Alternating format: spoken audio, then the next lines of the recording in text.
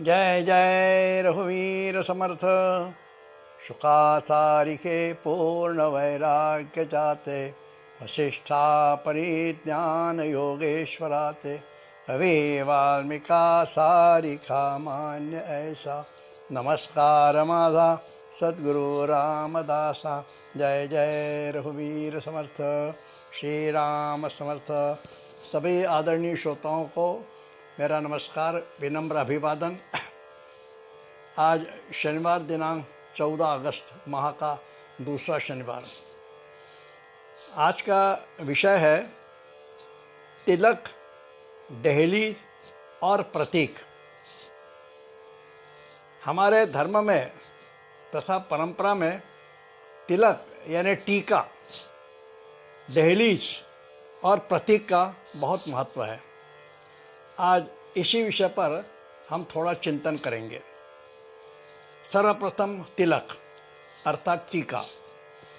हम भगवान का पूजन करते समय भगवान को तिलक लगाते हैं, फिर अपने मस्तक पर तिलक लगाते हैं। भगवान को तिलक लगाकर उनके चरणों पर मस्तक रखते हैं। इसमें भावना यही रहती है कि भगवान, यह मस्तक मेरा नहीं है, तेरा है, इसलिए तेरे चरणों पर रख रहा हूँ। अच्छे विचार जो तुम्हारे हैं मैं अपने मस्तक में रखूँगा तथा अपने जीवन रथ को सुचारू रूप से चलाऊँगा, यह भावना होती है। कठोपनिषद में बुद्धि को जीवन रथ का सारथी कहा है। यह शरीर जो है यह रथ है, आत्मा रथ का स्वामी है। हमारा मन जो है वो लगाम है, हमारे इंद्रिय घोड़े हैं तथा विषय रथ के मार्ग हैं। बुद्धि रूपी सारथी यदि तेजस्वी है, समर्थ है, दक्ष है तो वह रथ को योग्य ध्येय तक पहुंचा सकेगा। संत तुलसीदास कहते हैं, जहाँ सुमति तहाँ संपद नाना, जहाँ कुमति तहाँ विपत विधाना। भारतीय संस्कृति कहती है कि सोच समझकर कदम रखना चाहिए, सामने देखकर कदम रखना तथा पानी को छानकर पीना है। दृष्टिपूतम न्यसेत पादम, वस्त्रपूतम पिबेत जलम। किसी भी शुभ कार्य के समय या दूसरे शहर जाते समय मस्तक पर तिलक लगाना चाहिए, यही भाव इसमें है। दूसरे स्थान पर बुद्धि स्थिर रहे, साथ दे तथा सब कुछ ठीक हो, यही मंगल कामना मस्तक पर टीका लगाने से है। बहन अपने भाई के मस्तक पर तिलक लगाती है, उसका भी एक अलग महत्व है। बहन द्वारा भाई के मस्तक पर लगाया गया तिलक भाई को त्रिलोचन बनाता है। तिलक यानी तीसरी आँख। तीसरी आँख जो है वो काम दहन की शक्ति है, प्रतीक है। भगवान शंकर भी त्रिलोचन है। संसार की स्त्री जाति की ओर काम वासना से न देखें बल्कि बंधु भाव से देखें, यही दिव्य संदेश इस तिलक में है। तिलक सौभाग्य का प्रतीक माना जाता है। विवाह के संपन्न होते ही स्त्री का जीवन पति के साथ जुड़ जाता है। जिस प्रकार नदी सागर में विलीन हो जाती है, उसी प्रकार स्त्री भी पति में एकरूप हो जाती है। तभी से विवाहित स्त्री पति के जीवन व्रत को अपना मानकर चलती है, इसीलिए वह पति के नाम का तिलक माथे पर लगाती है। तिलक आस्तिक होने का भी प्रतीक है। भक्त अपने इष्ट भगवान के नाम से तिलक लगाता है। सच्चा भक्त कभी भी निराश नहीं होता। निराश होना यानी नास्तिक होना, भगवान पर विश्वास न होना। तिलक दोनों भवों के मध्य लगाया जाता है क्योंकि वह ब्रह्मा का स्थान है। आकाश के मस्तक पर दो तिलक होते हैं, एक सूर्य और एक चंद्र। दिन में सूर्य रूपी तिलक आकाश में चमकता है तथा रात्रि को चंद्र रूपी तिलक शोभायमान होता है। सूर्य ज्ञान तथा बुद्धि का प्रतीक है तथा चंद्रमा भाव और मन का देवता है। मनुष्य के जीवन में ज्ञान और भाव का समन्वय होना चाहिए। तिलक मस्तक की शोभा नहीं या किसी संप्रदाय की पहचान भी नहीं, बल्कि यह बुद्धि देवता की पूजा है। मानव को ईश्वर तक पहुंचाने का श्रेष्ठ साधन बुद्धि है। इसलिए मस्तक को यानी बुद्धि का पूजन तिलक लगाकर किया जाता है। तिलक कुमकुम का अधिकतर लगाया जाता है। कुमकुम का तिलक अधिकतर लगाया जाता है और ये कुमकुम जो होता है लाल रंग का होता है। लाल रंग का भी विशेष गुण है। लाल रंग शुभ होता है, त्याग और बलिदान का प्रतीक है। मंदिरों में भी लाल रंग के झंडे होते हैं। तिलक चंदन का भी लगाया जाता है, यह शीतलता प्रदान करता है। वारकरी संप्रदाय में तिलक काले रंग का लगाते हैं, वहाँ काले रंग के टीके की महत्ता है। इस प्रकार हमारे यहाँ भी तिलक का महत्व है। इसके बाद हमारी परंपरा में देहली का भी बड़ा महत्व है। पुराने समय में शायद ही ऐसा कोई घर हो जो देहली के बिना होता हो। देहली पूजन के बिना घर में प्रवेश नहीं होता था। नई दुल्हन का विवाह के पश्चात गृह प्रवेश के समय इसके देहली लांघने का विशेष महत्व माना जाता है। देहली पूजन एक सांस्कृतिक भी महत्व है। देहली यानी लक्ष्मण रेखा। रामायण ग्रंथि की लक्ष्मण रेखा तो सभी जानते हैं। भगवती सीता के लक्ष्मण रेखा लांघते ही अनर्थ हो गया था। लक्ष्मण रेखा लांघने के कारण ही सीता हरण हुआ था। इसलिए देहली का बड़ा महत्व है।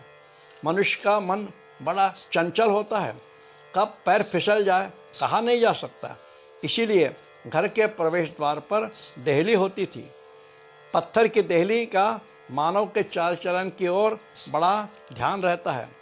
घर के बाहर जाते समय देहली पूछती है कि दुराचार करने तो नहीं जा रहे हो। बाहर से आते समय मनुष्य के दिमाग में गंदे और अशोभनीय विचार घर में तो नहीं आ रहे हैं। यदि गलत काम करके कोई देहली लांघकर घर आता है, उस समय यह देहली उसे सावधान करती है। वाम मार्ग से प्राप्त किया धन जब देहली लांघकर घर में आता है, तब मनुष्य का अंतर्मन ही उसे दोष देने लगता है। इसीलिए देहली को लक्ष्मण रेखा कहा जाता है। बाहर से आने वाले व्यक्ति का भी देहली ख्याल रखती है। यानी आने वाला व्यक्ति योग्य नहीं है तो उसे देहली के बाहर ही खड़ा किया जाता है और वहीं से उसे विदा किया जाता है। जो व्यक्ति दुराचार से प्राप्त धन तथा संपत्ति लाता है, उसने देहली के बाहर ही रहना चाहिए। उसी में परिवार का कल्याण है। गृह लक्ष्मी ने देहली की पूजा करके प्रार्थना करनी चाहिए कि हे प्रभु, मेरे द्वार पर शैतान का नहीं संत का आगमन होना चाहिए। देहली यानी मर्यादा। हमारे जीवन में विचार, विकार, वाणी, वृत्ति तथा व्यवहार जो है वह मर्यादा के भीतर होनी चाहिए। हमारा बोलना भी मर्यादा में होना चाहिए। शब्दों पर नियंत्रण होना चाहिए। शब्दों से अनर्थ न हो, लोगों में गलत धारणा न हो, यह ध्यान रहना चाहिए। मुंह से निकलने वाले शब्द मनुष्य के बाण जैसे होते हैं, धनुष्य के बाण जैसे होते हैं। बाण एक बार धनुष से निकल गया कि वापस नहीं आता। उसी प्रकार शब्द एक बार मुंह से निकला वह वापस नहीं आ सकता। गलत शब्दों का परिणाम भी विपरीत होता है। घर की देहली हमें यह सीख देती है, दुराचार से दूर रहो, मर्यादा में रहो। देहली मूक भाषा में संदेश देती है कि मर्यादा में रहो। लक्ष्मण रेखा के प्रतीक देहली को वंदन और नमस्कार। हमारे जीवन के व्यवहार में प्रतीक शब्द भी बहुत महत्वपूर्ण है। प्रतीक का संस्कृति में भी बहुत महत्व है। हमारा राष्ट्रध्वज यानी सिर्फ एक छोटा सा कपड़े का टुकड़ा नहीं है, लेकिन इस ध्वज के पीछे राष्ट्र प्रेम की भावना है। हमारा राष्ट्रध्वज राष्ट्र प्रेम का प्रतीक है। इसके पीछे करोड़ों देशवासियों की राष्ट्र प्रेम की भावना है, जिसके लिए हजारों लोगों ने अपने प्राण अर्पण किए थे। हमारी संस्कृति में महिलाएं चूड़ियाँ पहनती हैं, माथे पर सिंदूर लगाती है, टीका लगाती है। यह सिर्फ शरीर की शोभा नहीं है, तो उनके सौभाग्य यानी सुहाग का प्रतीक है। किसी पत्थर को सिंदूर लगाते ही वह पत्थर न रहकर उसमें भगवान का रूप आ जाता है, उसकी पूजा होने लगती है। प्रतीक मौन की भाषा है, प्रतीक शांति का संगीत है, बिंदु में सागर देखने की हिम्मत है, इसीलिए कहा जाता है घाघर में सागर। प्रतीक बिना शब्दों की भाषा है। राष्ट्रीय स्वयंसेवक संघ में कोई भी व्यक्तिगत गुरु नहीं है। संघ ने उनके भगवे ध्वज को ही गुरु माना है और उसकी पूजा की। यहाँ भगवा ध्वज गुरु का प्रतीक है। प्रतीक के माध्यम से हमारे सांस्कृतिक विचारों को सहज व सरल रूप से व्यक्त करने की क्षमता है। गृहस्थी में रहते हुए जो मनुष्य सन्यासी समान है, उसे कमल की उपमा दी जाती है। जैसे कमल पानी में रहकर भी पानी से अलग है, दूर है, उसी प्रकार सन्यासी वृत्ति का गृहस्थी में रहते हुए दूर है। वह जल के कमल का प्रतीक स्वरूप है। जीवन के व्यवहार में कुछ नियम होते हैं, जैसे देहली को लक्ष्मण रेखा स्वरूप मानना या तिलक लगाना बुद्धि के ज्ञान की पूजा का स्वरूप। द्वार पर बनाया गया स्वस्तिक चिन्ह कल्याण का प्रतीक, मंगल कामना का प्रतीक। प्रतीक की उपासना यदि बुद्धिमत्ता पूर्ण की जाती है तो यह हमारे जीवन में प्रोत्साहन तथा कार्य साधना में बहुत पोषक होगी। इसी उद्देश्य से प्रतीक का हमारे जीवन में बड़ा महत्व है। इस प्रकार हमने आज तिलक, देहली और प्रतीक का चिंतन किया, उसका महत्व जानने का थोड़ा प्रयास किया।